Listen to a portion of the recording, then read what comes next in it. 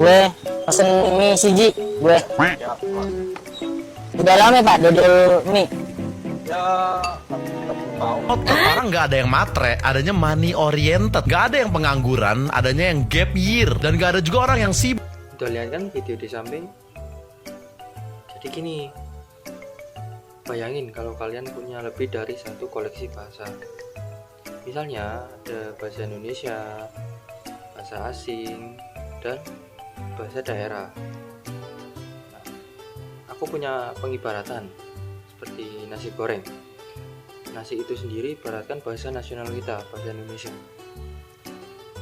Dan kan ketika nasi goreng memerlukan bumbu-bumbu. Nah, bahasa daerah dan bahasa asing itu sendiri akan menjadi bumbu-bumbunya. Dengan bumbu-bumbu itu akan menambahkan rasa ke percakapan kita, akan lebih asik atau lebih gaul, namun tidak membuat bahasa baru atau percakapan akan lebih mengalir. Namun di sisi lain, ketika bumbu-bumbu itu terlalu banyak atau penggunaan bahasa campuran itu terlalu sering atau tidak tepat pada sasarannya, itu akan membuat bahasa nasional kita atau bahasa Indonesia kehilangan identitasnya sebagai bahasa nasional. Nah, di fenomena sekarang sebagai Gen Z, kita kan di sosmed sering melihat adanya code mixing. Mungkin sisi positifnya adalah lebih bisa mengekspresikan apa yang kita akan keluarkan, mungkin masalah hati atau tren zaman sekarang. Lalu agar terkesan kemampuan bahasa kita akan unik dan modern.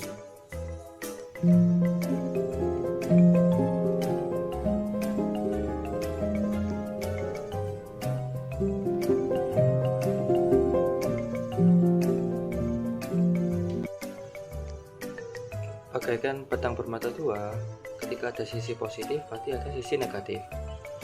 Sisi negatif code mixing itu sendiri saya akan berikan beberapa contoh. Nah, contoh yang pertama adalah ketika code mixing akan membingungkan lawan bicara kita.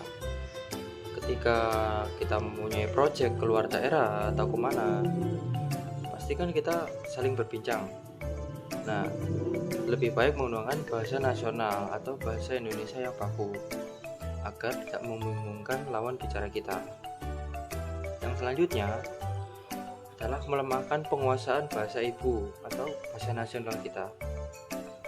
Ketika kita sering menggunakan bahasa campuran atau code mixing, itu akan melemahkan kaidah kebahasaan bahasa ibu kita sendiri atau bahasa Indonesia. Nah, terdengar sok atau tidak tepat situasi. Nah, ini bersifat situasional. Ketika kita menggunakan code mixing, diharapkan tahu situasinya, tidak semerta-merta menggunakannya setiap waktu. Kamu sering dengar kata wireless, caption, dan slide waktu ngobrol sama temen. Nah, kata-kata itu ternyata ada padanan bahasa Indonesianya loh. Kira-kira ada yang tahu nggak ya padanan bahasa Indonesia dari kata-kata itu? Yuk kita cari tahu. Kira-kira Mbak tahu nggak nih padanan kata bahasa Indonesia dari wireless? Tanpa kabel. Tidak berkabel, wireless, nirkabel. Nirkabel. Yang kedua, bookmark. Penanda buku, simpan nanti, baca nanti. Penanda buku. Pembatas.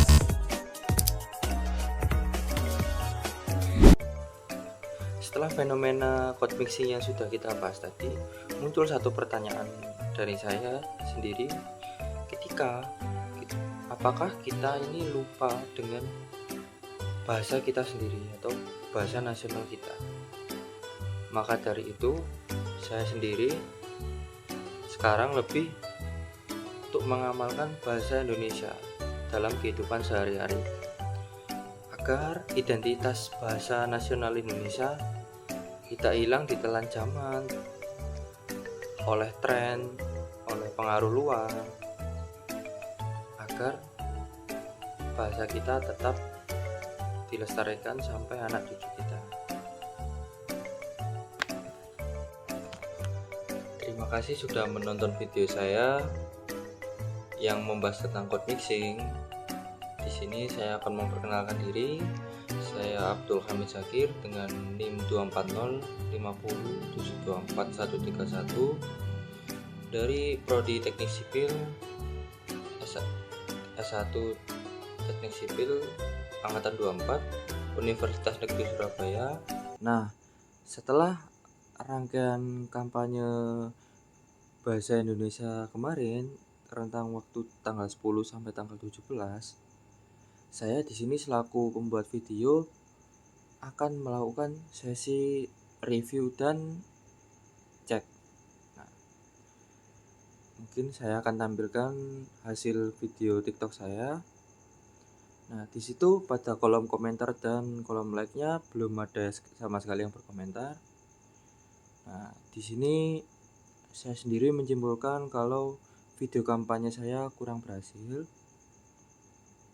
Namun kemarin saya sudah presentasi video kampanye saya pada saat Zoom meeting bersama Bu Riri Rengganis selaku dosen pengampu Bahasa Indonesia 106.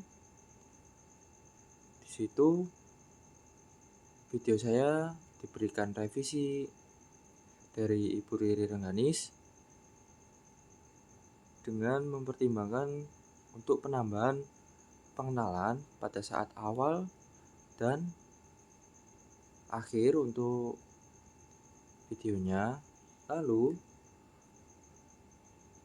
untuk di video pada saat saya berbicara atau saat berbincang itu dianjurkan untuk tidak memakai musik. Dengan itu ini saya lampirkan video terbaru saya yang sudah saya revisi. Terima kasih.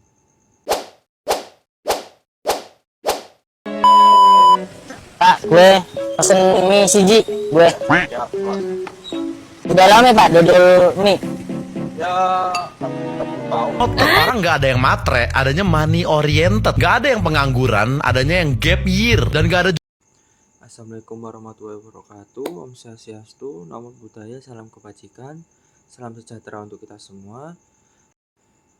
Sebelumnya saya izin memperkenalkan diri. Saya Abdul Hamid Zakir dari Prodi Teknik Sipil Universitas Negeri Surabaya dengan NIM 24050724131. Udah lihat kan video di samping? Jadi gini, bayangin kalau kalian punya lebih dari satu koleksi bahasa. Misalnya ada bahasa Indonesia, bahasa asing, dan bahasa daerah. Nah, aku punya pengibaratan seperti nasi goreng. Nasi itu sendiri ibaratkan bahasa nasional kita, bahasa Indonesia. Dan kan ketika nasi goreng memerlukan bumbu-bumbu. Nah, bahasa daerah dan bahasa asing itu sendiri akan menjadi bumbu-bumbunya. Dengan bumbu-bumbu itu akan menambahkan rasa ke percakapan kita, akan lebih asik atau lebih gaul, namun tidak membuat bahasa baru atau percakapan akan lebih mengalir. Namun di sisi lain, ketika bumbu-bumbu itu terlalu banyak atau penggunaan bahasa campuran itu terlalu sering atau tidak tepat pada sasarannya, itu akan membuat bahasa nasional kita atau bahasa Indonesia kehilangan identitasnya sebagai bahasa nasional.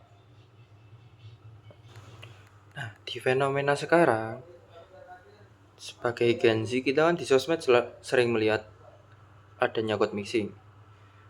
Nah, mungkin sisi positifnya adalah lebih bisa mengekspresikan apa yang kita akan keluarkan. Mungkin masalah hati atau tren zaman sekarang. Lalu, agar terkesan kemampuan bahasa kita akan unik dan modern.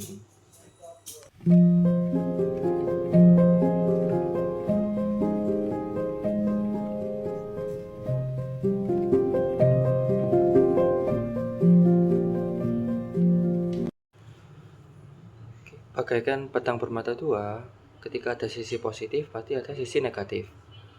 Sisi negatif code mixing itu sendiri, saya akan berikan beberapa contoh. Nah, contoh yang pertama adalah ketika code mixing akan membingungkan lawan bicara kita. Ketika kita mempunyai project keluar daerah atau kemana, pastikan kita saling berbincang. Nah, lebih baik menggunakan bahasa nasional atau bahasa Indonesia yang baku agar tidak membingungkan lawan bicara kita. Yang selanjutnya adalah melemahkan penguasaan bahasa ibu atau bahasa nasional kita. Ketika kita sering menggunakan bahasa campuran atau code mixing, itu akan melemahkan kaidah kebahasaan bahasa ibu kita sendiri atau bahasa Indonesia. Nah, terdengar sok atau tidak tepat situasi. Nah, ini bersifat situasional. Ketika kita menggunakan code mixing, diharapkan tahu situasinya. Tidak semerta-merta menggunakannya setiap waktu. Kamu sering dengar kata wireless, caption, dan slide waktu ngobrol sama temen. Nah, kata-kata itu ternyata ada padanan bahasa Indonesianya loh. Kira-kira ada yang tahu nggak ya padanan bahasa Indonesia dari kata-kata itu? Yuk kita cari tahu. Kira-kira Mbak tahu nggak nih padanan kata bahasa Indonesia dari wireless? Tanpa kabel. Tidak berkabel. Wireless. Nirkabel. Nirkabel. Yang kedua, bookmark. Penanda buku. Simpan nanti, baca nanti. Penanda buku. Pembatas.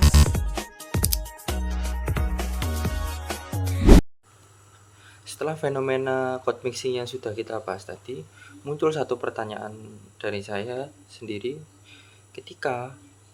Apakah kita ini lupa dengan bahasa kita sendiri atau bahasa nasional kita? Maka dari itu, saya sendiri sekarang lebih untuk mengamalkan bahasa Indonesia dalam kehidupan sehari-hari agar identitas bahasa nasional Indonesia tidak hilang ditelan zaman oleh tren, oleh pengaruh luar, agar bahasa kita tetap dilestarikan sampai anak cucu kita.